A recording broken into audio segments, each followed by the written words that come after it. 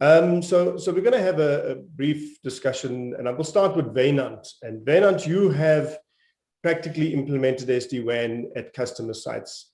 To start off, give us sort of a short summary of a use case where you've seen the benefits of SD-WAN deliver at one of your potential customers there. Hi, Kitesh and Ronald. Thank you very much for having us. We're glad to join this webinar. So a brief explanation was already said by Ronald now, where we implemented it at a co-location or a co-working space, which is a typical environment where you have a lot of traffic that you can't really manage. It's a site where you have a lot of different companies with a lot of different needs, and all you need is to have an active internet all the time. So this environment actually, or the SD-WAN helped us with getting that type of resilience and reliability that we required. Another prime example that we're using it at is at one of our schools, or two of our schools now, where the schools need the type of security, and threat management and intelligence, because you never know what the students will browse on their phones, or what they will look up, on the devices that you have in front of you. Because all of these type of scenarios are different, schools need to have access to certain websites all the time, and it can never go down. So it's a typical example where we would implement this and they would have the reliability and resilience for this type of thing. Wynand, just a follow-up question on that. One of the things that's always on our mind is things that user issues that SD-WAN has helped you to solve beyond the connectivity, where, for example, a lot of time would have spent on support and other sort of tracing, where SD-WAN can perhaps reduce the need for troubleshooting and everything else. Have you got examples of anything like that that's come up that has surprised you from what your users do on site, where SD-WAN has helped you? Definitely. I think, a typical example would be, you wouldn't have access to a specific site. So a site keeps on failing, people can't get to a certain website. Where the SD-WAN helps us a lot is to track and trace that type of scenario. Is it on the client side that the issue is? Is it on the actual server side, on the other end of the telephone, so-called telephone these days? So, it's a typical environment where you don't have to go sit with the client anymore. You can literally log in from anywhere in the world and, track and trace and make sure that, you can try and find out where this issue is. Fantastic. Wynand, just one question. I mean, you've developed or you've implemented SD-WAN in a number of customers now. Do you see the scalability in terms of how many sites you can manage? Has it helped you there? Definitely. I think the dashboard that you would get can help you a lot.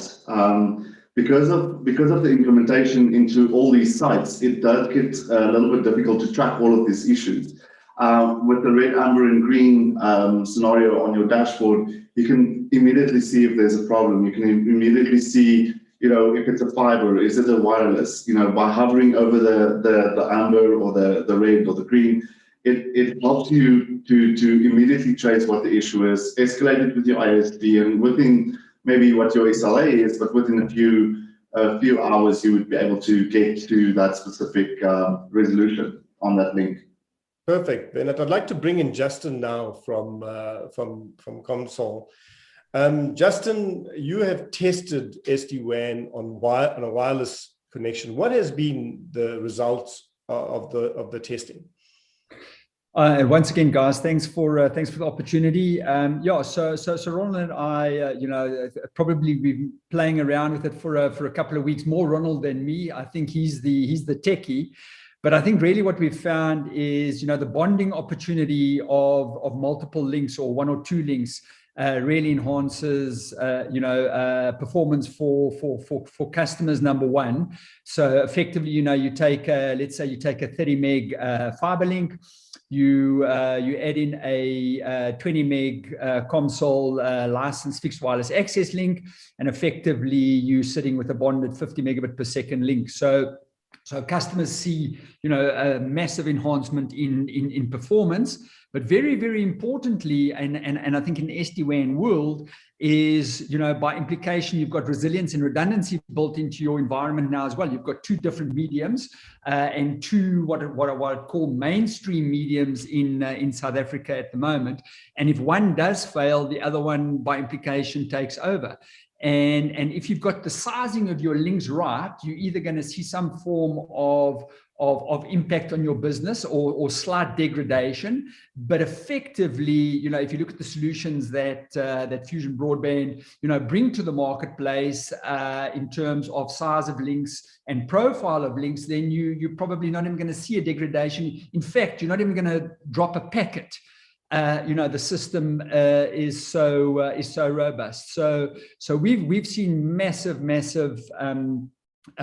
benefits to using it, and that all really boils down to the bottom line. If you're servicing people, if you're selling, and for every hour you're down, it costs you money, and sometimes it just takes that very basic calculation to say, do I want two mediums or do I want two quality and appropriate mediums for a couple of extra $100 a month or not?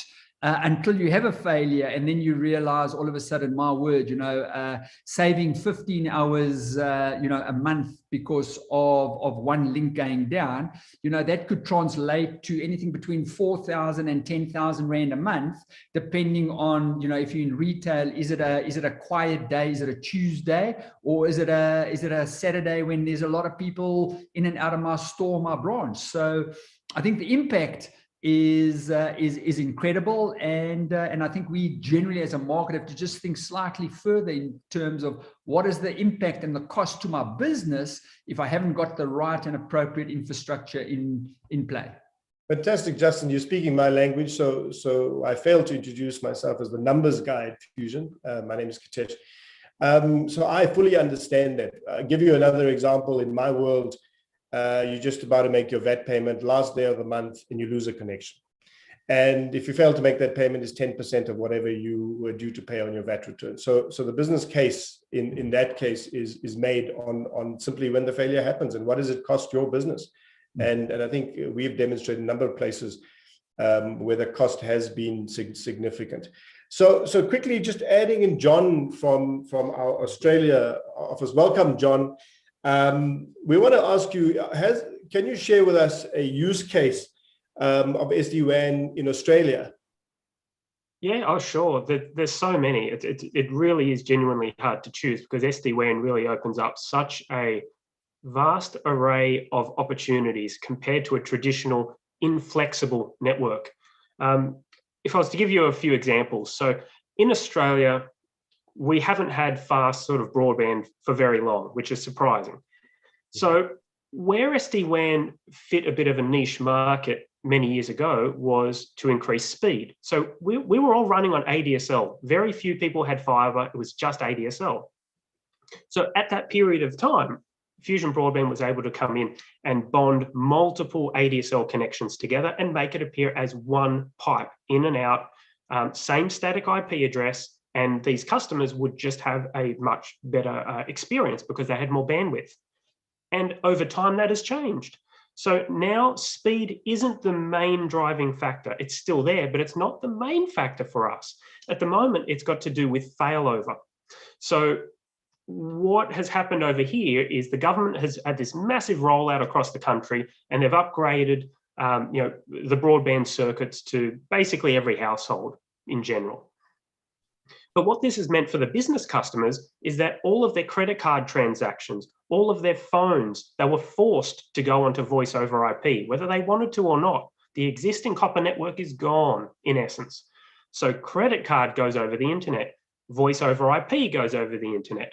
And then all of the MSPs, the IT providers, came in and thought, well, this is great. We can finally upgrade our clients, get rid of the servers and bring them into the cloud, Microsoft, Amazon, wherever that may be. So now the risk is so much higher because if their internet goes down, their business stops. In the past, their internet would stop, but they could still take phone calls, still take payments. That's not the case over here anymore.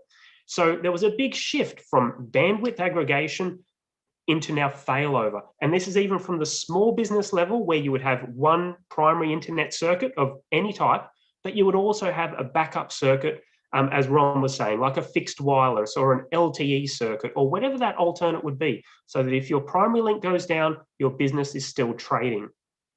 And what really brings this together is the fact that it's the same static IP address. So no matter what is up or down, your IP stays the same, your sessions stay the same, and most importantly, there is no outage. So if you are doing a consistent ping, in most cases, you won't even see not one dropped ping packet upon a failure. So that's been a big shift. And moving on from there, of course, you then get into more of the multi-site opportunities. There are so many cloud vendors to pick now, Microsoft, Amazon. Do you want to put all of your eggs in one basket, or might Microsoft have a better offering to host a voice service, or AWS has cheaper servers? Whatever it might be, you can actually now combine all of those cloud providers into one private network. Ultimately, our customers are finding over here that they're loving the flexibility of being able to build their own network. Every site and every location can be built with the bandwidth that is required, with the combination of different ISPs at each location independently. And back when we were talking about MPLS, if your MPLS provider, if you had a location in an area that they didn't service or it was too far away, that would mean an awful lot of money. And now you can pick and choose ISP over here, a different ISP over there, and you can pull in all those different cloud resources.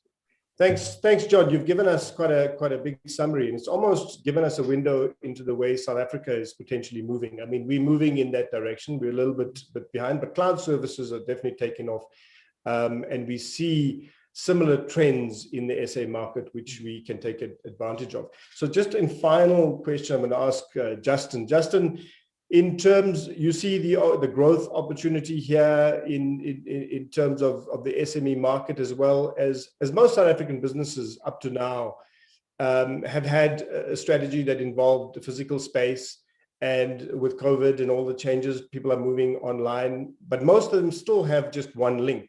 And have reliant on one link. Justin, do you see the growth point here of people wanting more than one link going forward?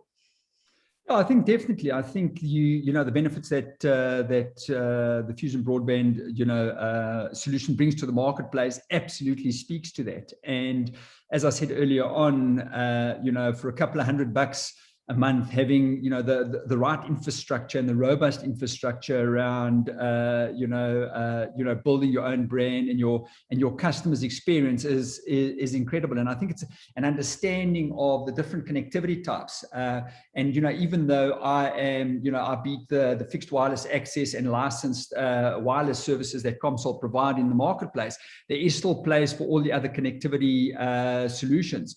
And I think a lot of the SMEs and a lot of the customers need to weigh up the cost of what infrastructure they need, and I think we as players as well, even though it might be referred to as the plumbing or a utility service at a point in time.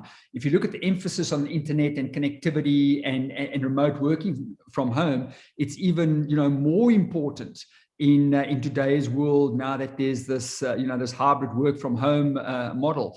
And we unequivocally see a great opportunity for growth in the marketplace, and not only growth for like replacement services, but a much better quality service linked to a fiber service to provide customers the services, the reliability and peace of mind that they need in the marketplace. Thanks, Justin. And in closing the panel discussion, I'm going to talk to Wynand quickly. Wynand, in terms of the opportunity you see in the SME market, a final word from you, Wynand, from iTried. Obviously, you're a managed service provider, so you're seeing it from the customer side, solving problem side. the opportunities going forward?